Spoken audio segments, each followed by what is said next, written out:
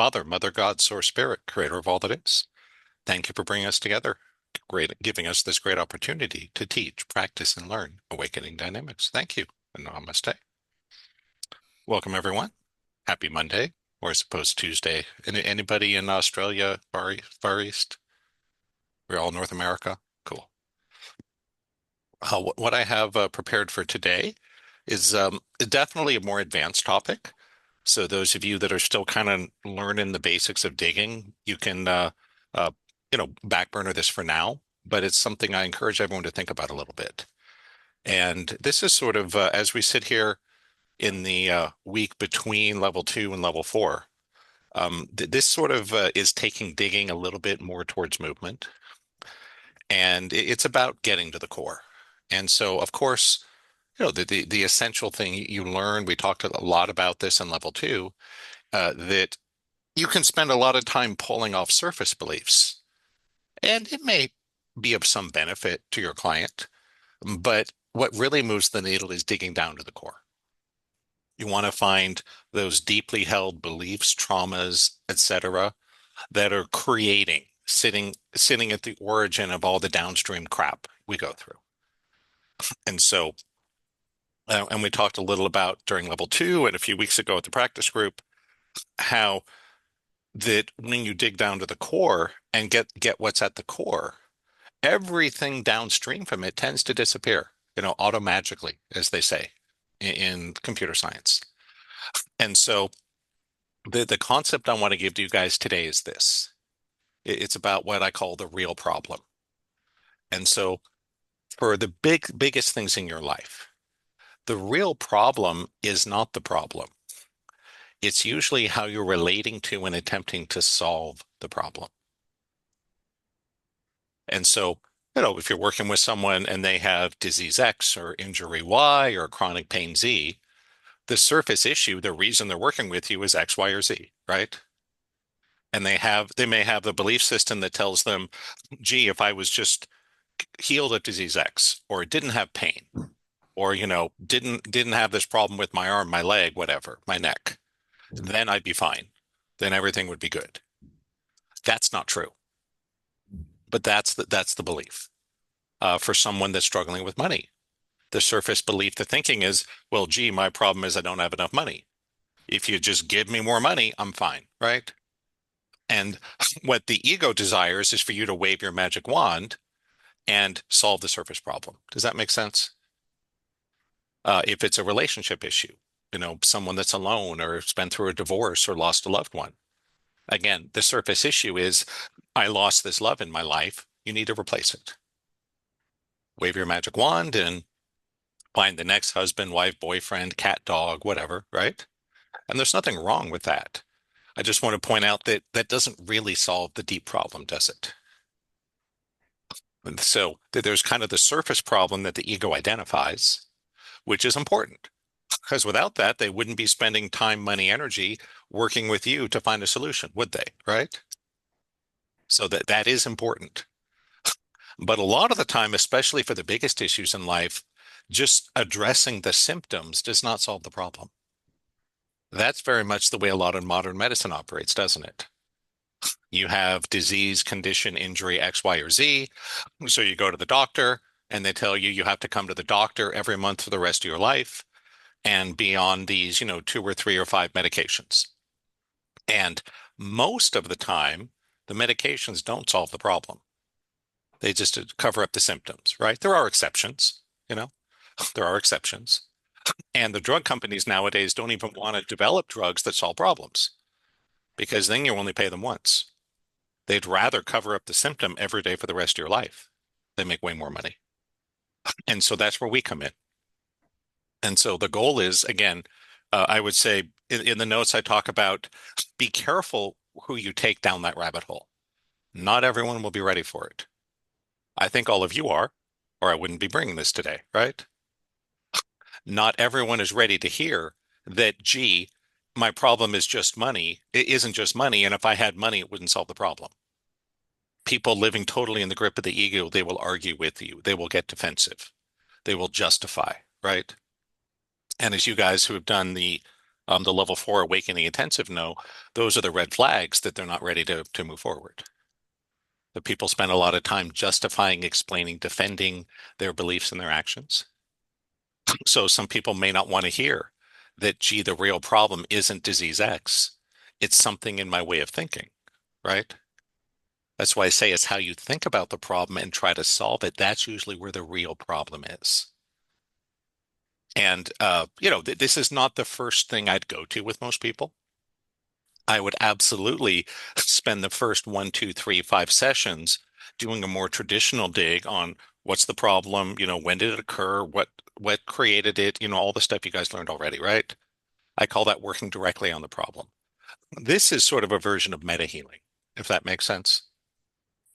That there's been some studies that have shown that there's a lot of people that get cancer and they go through some physical medical treatment and they quote go into remission, but either it comes back or they get something else that goes wrong, right?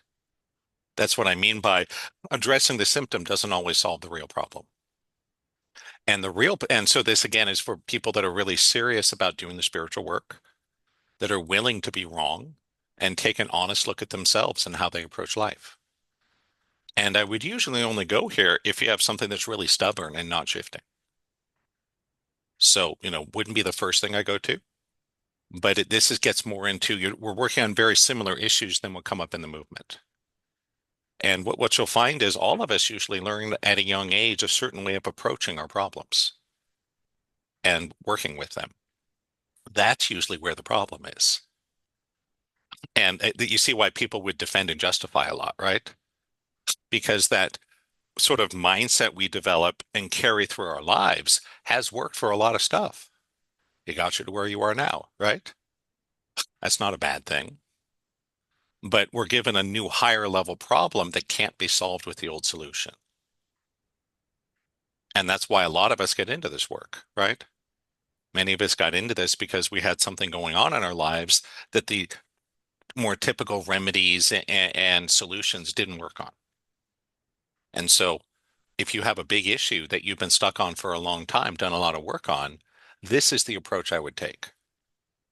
How are you trying to solve the problem? How are you thinking about it? Just to give just some surface pieces of this, this is something both Tara and Carl taught, that as for one, as long as you see it as a problem, you're going to further entrench it, huh?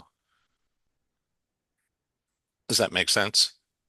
Your own thinking and the words and the judgments we apply to it have a lot of impact on how it affects our lives.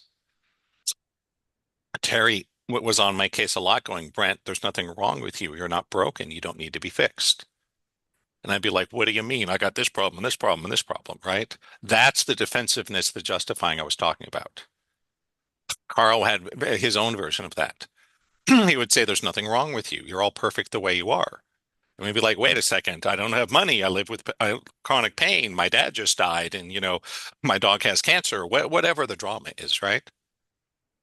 And it's the reason we're given these really difficult problems that defy conventional solutions is to raise your game, right?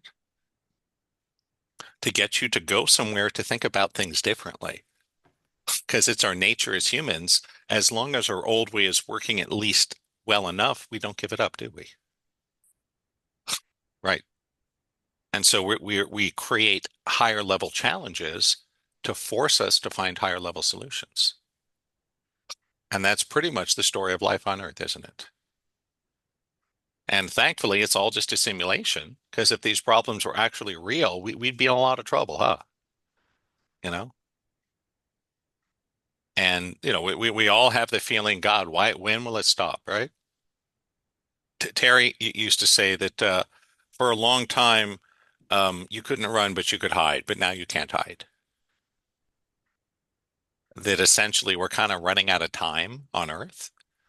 That if humanity as a whole doesn't wake up and make some fundamental shifts, we're all toast. And all you got to do is look out in the world to find evidence of that, right? But, one thing my mom used to say, one of the few valuable things I got was as long as there is life, there is hope. So if it were really game over for humanity, we'd already be gone.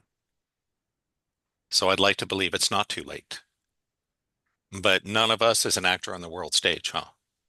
Anyone here the president or prime minister or dictator of a country, right? Anyone here a CEO of a, multi-billion dollar Fortune 500 international conglomerate? I didn't think so, right? So the way we do that is we shift ourselves. And when enough individuals make the shifts to the higher level solutions, they'll show up on the big picture too. Does that make sense? And it's a hard one to look at. This is really tough to do on your own because we're all locked into our own mindset and paradigm of problem solving, aren't we? And so you need someone to help you, someone that can see you from the outside more objectively. Does that make sense? And again, mainly for more experienced people that have really struggled with some issue that no matter how much they seem to work on it or the things they do doesn't seem to have budged. That would be the hallmark to go, okay, maybe the problem isn't the problem. Maybe it's the way you're thinking about and solving the problem, right? I learned this to just one example. I had a lot of success with my paradigm when I was in school, which was pretty much 100% pedal to the metal, going hard all the time, discipline, focus, right? Be the best. And that worked great all the way up through graduate school. Then I got into the real world and it failed spectacularly. And it took me a long time to even consider that my problem wasn't the problem. It was how I approached the problems, if that makes sense. But when you do that, you might find the solution. Any questions?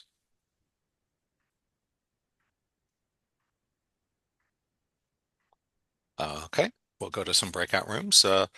Anybody? I have a question, Brent. You mentioned a few weeks ago about basically going back in time and feeling the person's trauma before it happened.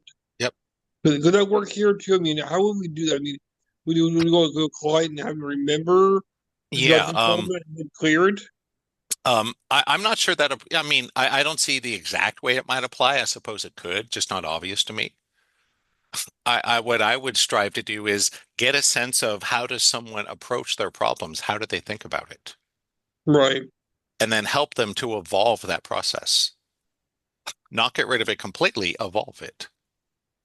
For example, some people, when they're sick or have pain, just go to the emergency room, right? There are clearly some issues you should go to the emergency room for. Others you can handle at home or wait for an office visit, right? Or do healing on. So it's about learning to evolve the way we approach and think about and solve the problems. Okay. Patricia, go ahead. I read something the other day, it seemed to fit, was that the way you always do things is the way you always do That's things. right. That's why I said this does start to cross over into the Carl Wolf territory, the level four stuff. And that's a lot of what we do with the movement is you're seeing the mythology. You're seeing visually how that person approaches and relates to what is around them. So this is sort of using digging to address things the same way we normally would use movement. But absolutely. As Patricia said, Carl's version of it was how you do anything is how you do everything.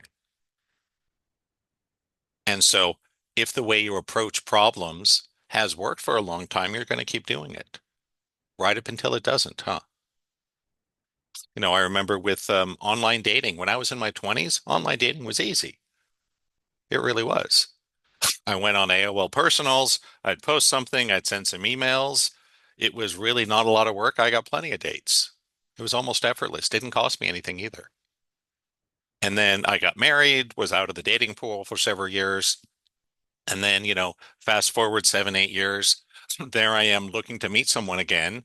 And AOL Personals was gone. And I signed on to an online dating site and just put up a quick blurb and sent some emails, and it was all crickets. Well, I was like, well, crap, my old method doesn't work anymore, right? That's a sort of a trivial example, but it became clear to me that that wasn't how that way wasn't working anymore. I was older, the technology had matured, society had matured, right? And so, I learned how to write a profile and this and that and singles meetups, right? If I were to go have to date again today, I'm sure that approach I used 15 years ago wouldn't work now. This has happened to a lot of industries, including self-improvement post-COVID, that the things that used to work to find clients to build classes don't work anymore. And it forces us to take a step back and ask yourself, okay, what is it that I'm doing here? Where are the hidden assumptions? And see if you can evolve your process, bring it to the next level, right? You know, if you look at old movies, go watch Gone with the Wind. You'll never see anything modern that looks anything like it.